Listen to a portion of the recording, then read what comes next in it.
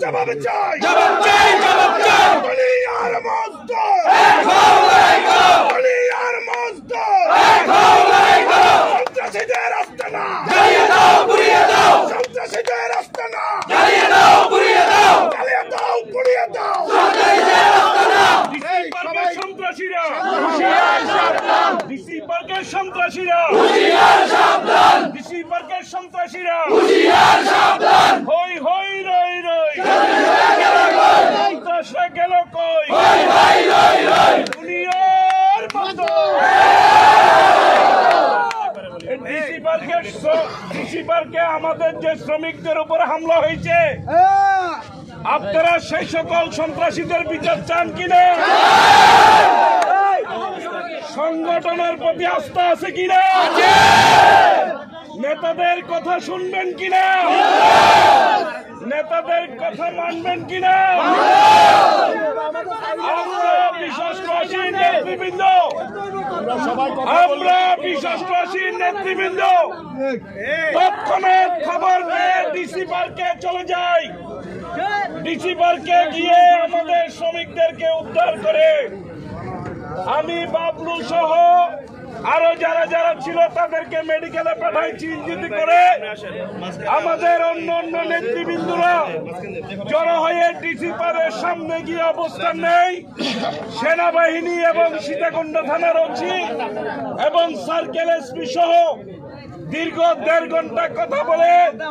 মেডিকেলের শ্রমিকদের খবর জেনে প্রায় কয়েকশো গাড়ি ভাঙচুর হয়েছে গাড়িগুলোর অবস্থা দেখে এখানে এসে সমাবেত হয়েছি সংগঠনের সভাপতি সেক্রেটারি সংগঠনের আজকের কথাগুলো আপনাদের মাঝে বলবেন এবং প্রতিকারের জন্য যা যা ব্যবস্থা নেওয়া দরকার ওই সকল সন্ত্রাসীদেরকে গ্রেফতার করে আইনের আওতায় আনার জন্য যা যা প্রয়োজন প্রশাসনকে সাথে নিয়ে তা করবেন এবং আপনাদেরকে সাথে নিয়ে করবেন আপনারা নেতাদের কথা শুনবেন তো নেতাদের কথা রাখবেন তো আপনারা ঐক্যবদ্ধ আছেন কিনা ইনশাআল্লাহ এই ঐক্যবদ্ধ রেখে আমরা সমগ্র বাংলাদেশে যে সকল সন্ত্রাসীরা পরিবহন শ্রমিকদেরকে হামলা করে এবং পরিবহন শ্রমিকদেরকে সন্ত্রাসী কাদায় অস্ত্র দিয়ে ছুরি দিয়ে দ্বিখণ্ডিত করে এবং গুলি করে তাদের বিরুদ্ধে ব্যবস্থা নেওয়ার জন্য বিশ্বস্ত নেতৃবৃন্দরা বদ্ধপরিকর এবং আপনাদেরকে সাথে নিয়ে আন্দোলন সংগ্রাম আরো তীব্র থেকে তীব্র হবে আমি সংগঠনের সাধারণ সম্পাদক খায়ের ভাইকে বিষয়ে কথা বলার জন্য অনুরোধ করব আপনারা সংগঠনের কথাগুলো মান্যতা করবেন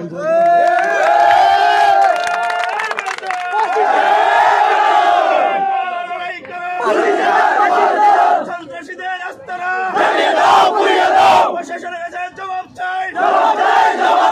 আমার ভাই মারলে কেন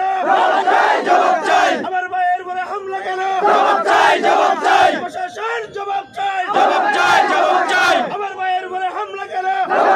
জবাব চাই সন্ত্রাসীদের আস্তানা জ্বালিয়ে দাও পুড়িয়ে দাও সন্ত্রাসীদের আস্তানা পুলিশ পালাইছে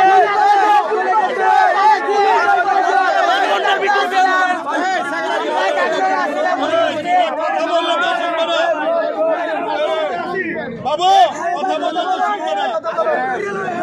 আগে বেলুন দৌড় তো গডি দিবার এখন বন্ধ করুন এখন আপনারা বন্ধ আজকের যে অমানসিক নির্যাতন, এই নির্যাতন চিরতরে বন্ধ করতে হবে। আমি আপনাদেরকে বলি, এই ডিসি পার্ক যেদিন থেকে চালু হয়েছে, চট্টগ্রামের বন্দরের আমদানি রপ্তানি এক্সপোর্ট নিয়ে আমাদের যে সকল শ্রমিক ভাইরা রাস্তায় কষ্ট পেয়েছে, তার জবাব আজকে আমাদেরকে দিতে হবে।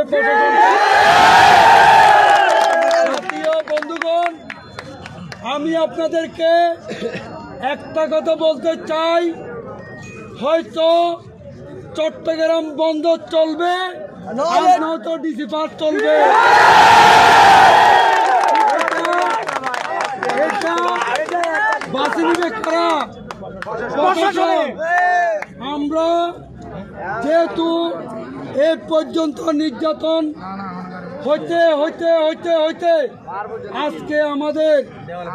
দেওয়ালে পিঠ থেকে গেছে, আমাদের 10 হইতে 15 জন মানুষ, 20 জন মানুষ মেডিকেলে আছে। কি জন্য? আজকে যাদেরকে আটকা রাখা হয়েছে, সীতাকুণ্ড থানার ওসি সাহেব, সীতাকুণ্ড থানার সার্কেল এসপি মহোদয়,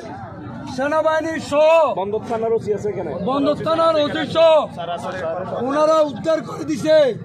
কিন্তু এখন আমরা 4 জন শ্রমিককে খুঁজে পাচ্ছি না। আপনারা ধৈর্যশীল, ধৈর্য ধরছেন, ধৈর্যের ফল আপনারা পাবেন। চট্টগ্রাম বন্দর চলবে, নাহলে ডিসি পার্ক চলবে। আপনাদেরকে বলতে চাই, এ পর্যন্ত নির্যাতন হইতে হইতে আর নির্যাতন হইতে চাই না। আমরা এ কর্ম করব না, ঠিক আছে? কর্মবিরতি চলবে, কর্মবিরতি চলছে, কর্মবিরতি চলবে, পরবর্তী সিদ্ধান্ত নেন। সাথীয় বন্ধুগণ, আপনাদেরকে একটা সিদ্ধান্ত আমি জানিয়ে দিচ্ছি, যদি চট্টগ্রাম বন্দর চলে আমরা গাড়ি চালাবো, আর যদি ডিসি পার্ক যদি চলে